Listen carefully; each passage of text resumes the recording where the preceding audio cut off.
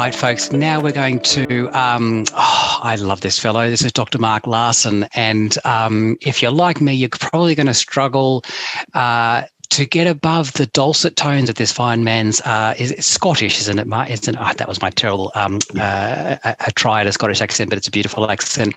But Dr. Mark Larsen is joining us next, and he's a senior research fellow with the Black Dog Institute. He's going to be talking to us about just an incredible program we're trialling here called The Brighter Side, which is a self-guided app for suicidal thoughts. And I remember speaking to Mark when I first joined at Black Dog Institute a couple of years ago, and was just astounded at the first off lack, I guess, of interventions in the suicide space once someone's had suicidal ideation, and what Black Dog was doing about that. And I was so excited to hear that this program is really coming along leaps and bounds.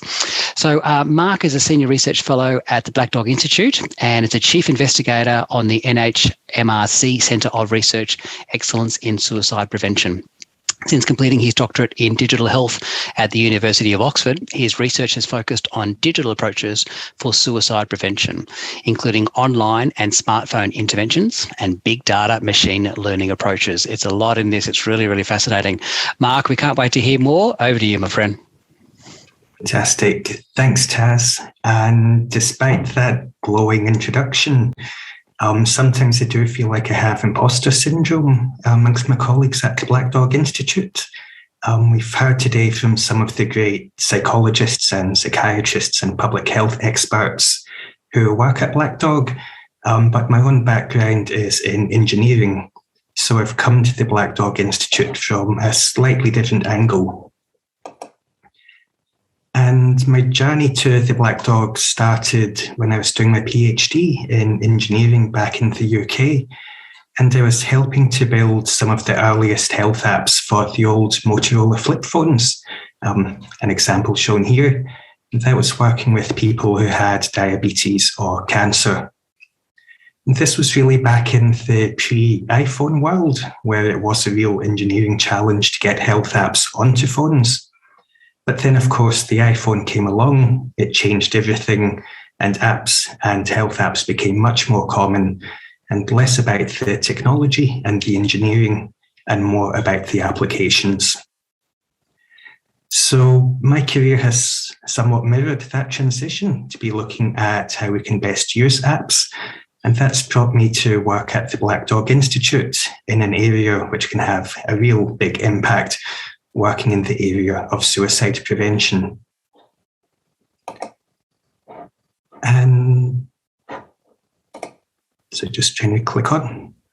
And one of the first projects I worked on when I joined Black Dog was to look at what apps were already out there for suicide prevention.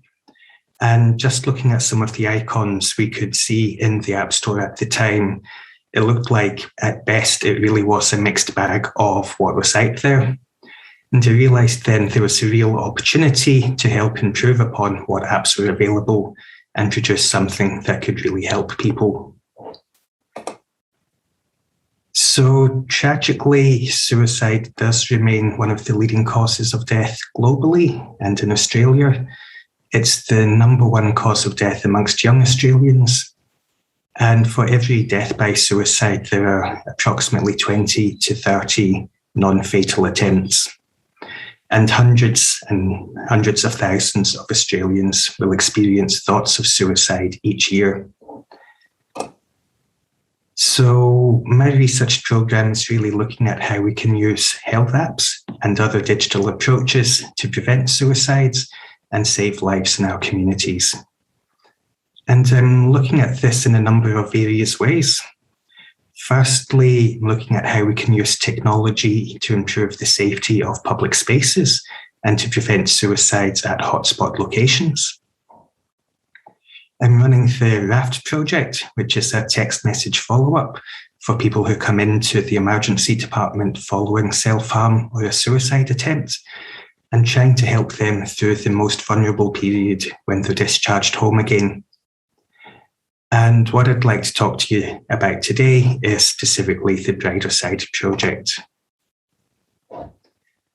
So Brighter Side is a smartphone app that we've developed to help people better understand and manage their suicidal thoughts. and it builds upon an existing web-based program that has been used across different countries over a number of years. One of the big challenges we had with that existing program was it's very tech-heavy, and it only really allowed users to engage with the program in one way, by unlocking modules following a fixed weekly schedule.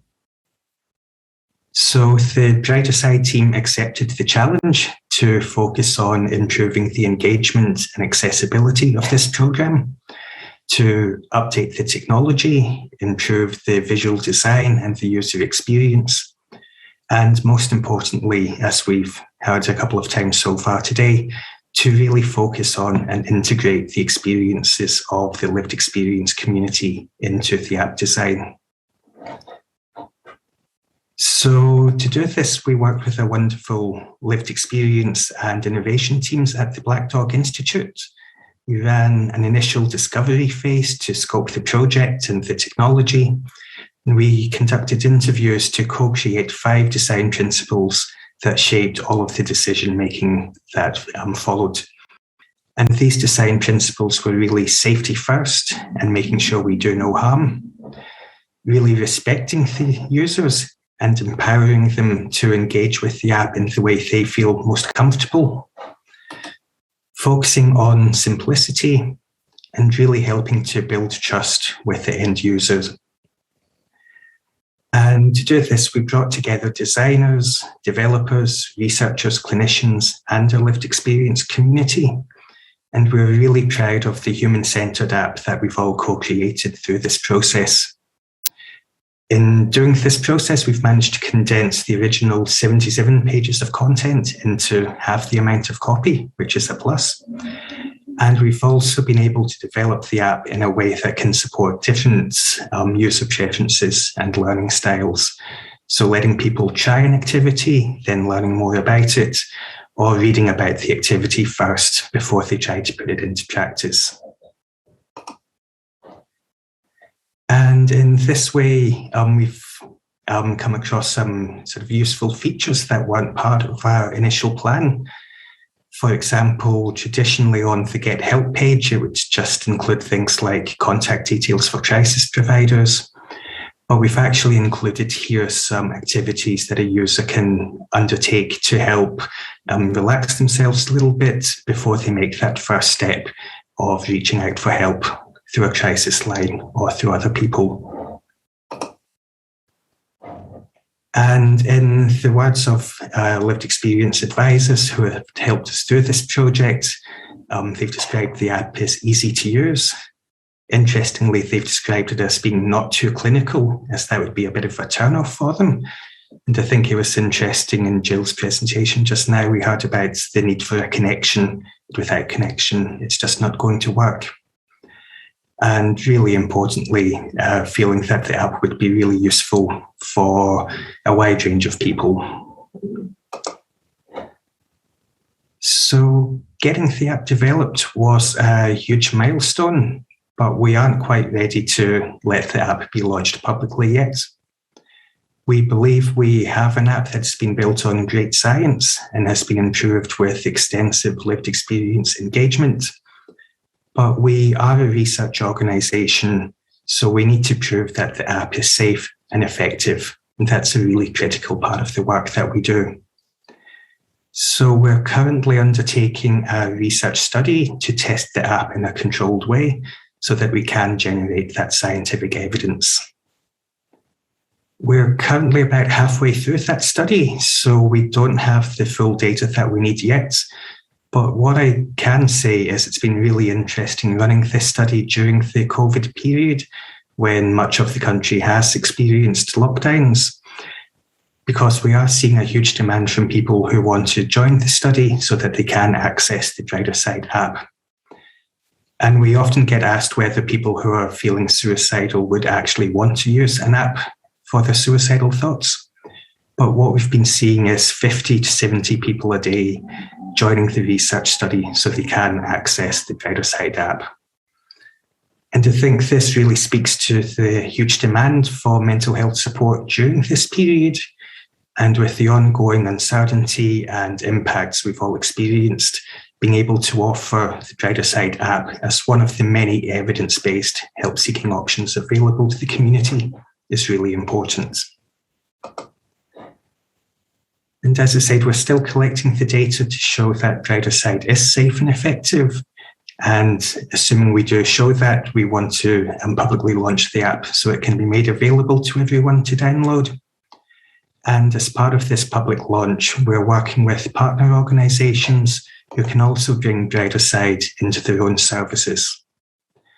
We're working with health organisations and emergency departments, both here in Australia and overseas, who could offer the app to their service users between appointments or after discharge from hospital. And we're also partnering with Lifeline to understand how the app could be offered to their help seekers when they get in touch with the service for help with managing their own suicidal thoughts. So I will leave it there for now. It's an exciting few months ahead for Brideside as that study concludes and we see what the evidence looks like, and then we can start to bring Brideside to the Australian public. Thank you. Thank you, Mark. That was fantastic. What an insightful session that was into digital mental health and suicide prevention. Really fantastic. Some great questions coming through here. I'm going to ask one from Samantha Heron. Hi, Sam.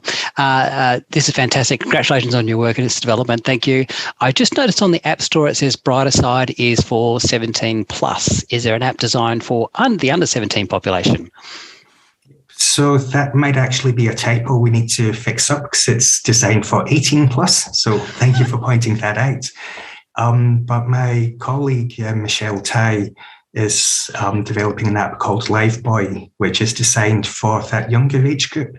And I think they're seeing really promising results in that younger age as well. So there's definitely options out there for children as well as for adults. Great, thanks, Mark. That's so true.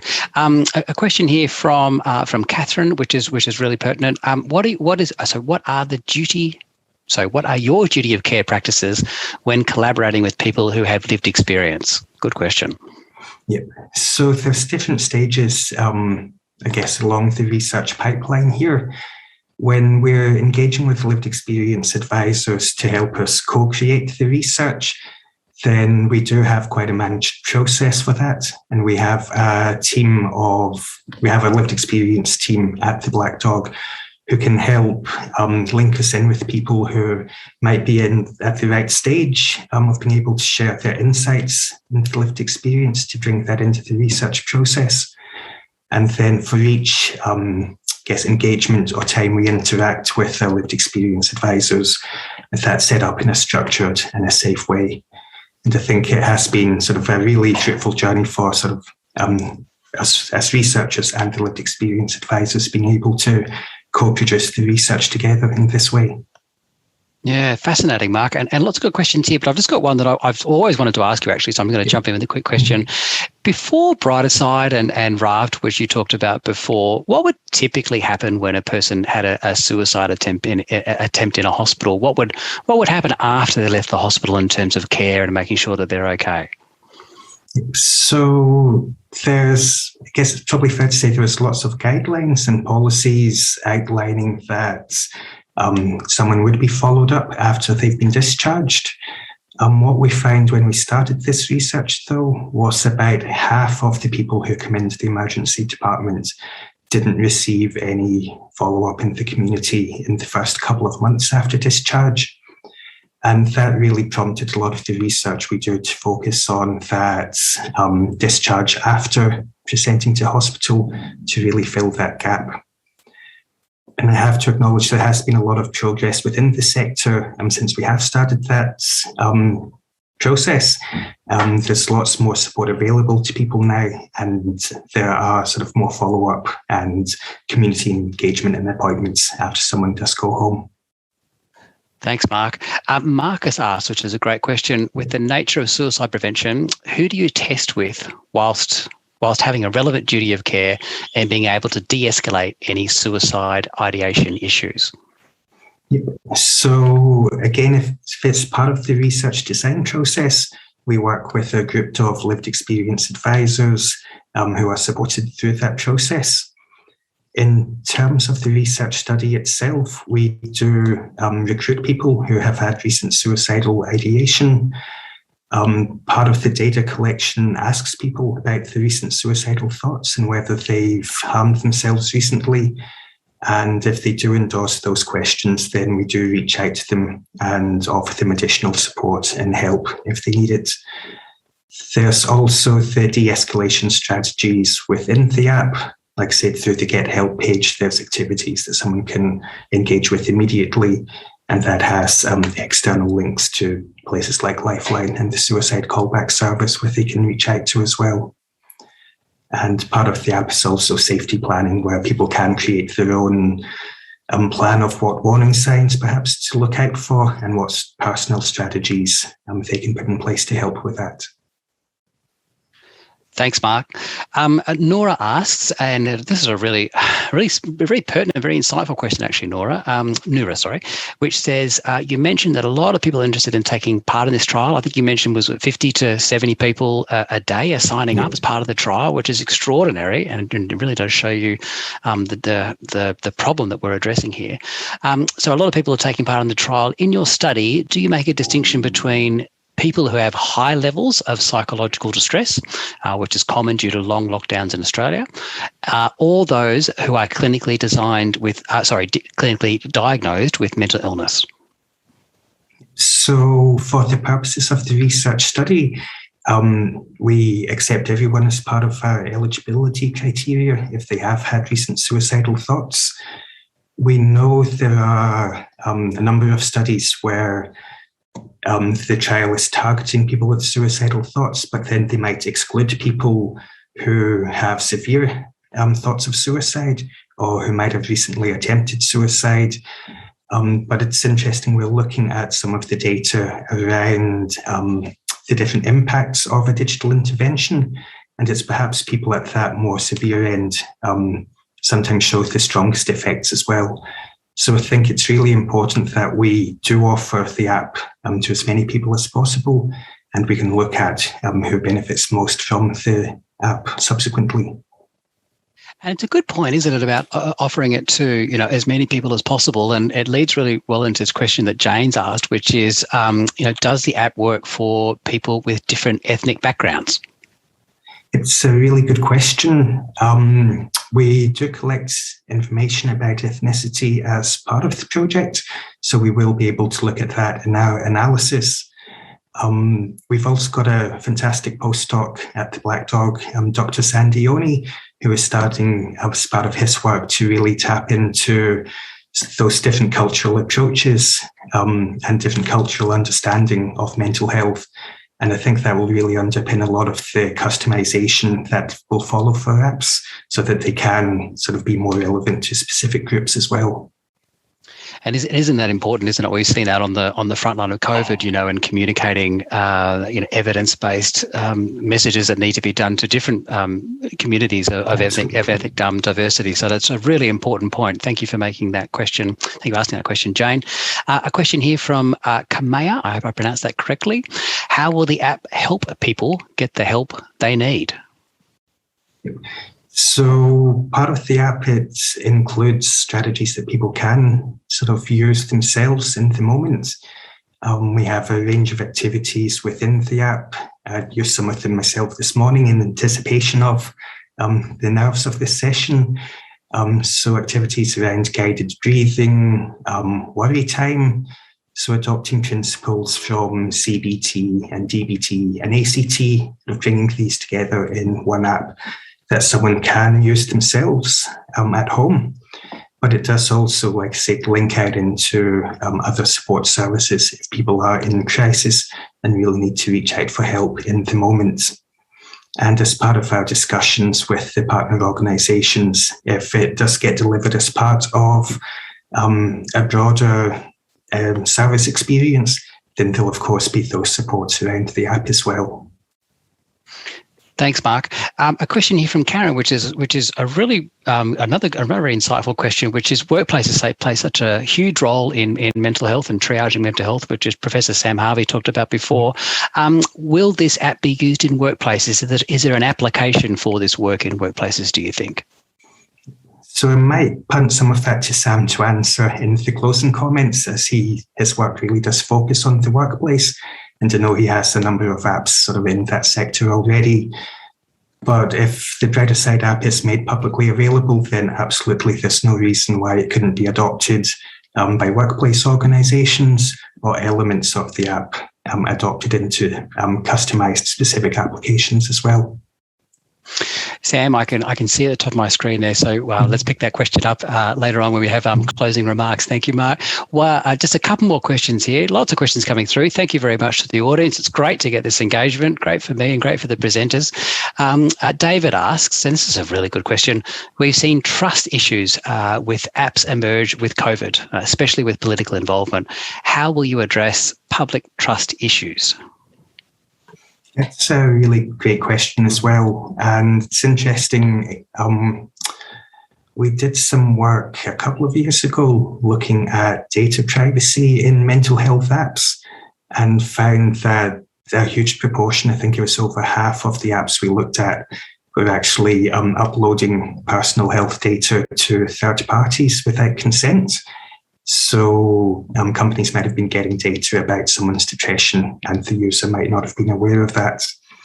So these sorts of privacy concerns are obviously front of mind in the work we undertake at Black Dog, and all the information that's in the app either stays within the app or only comes to the research team at the Black Dog Institute for the purposes of the research study.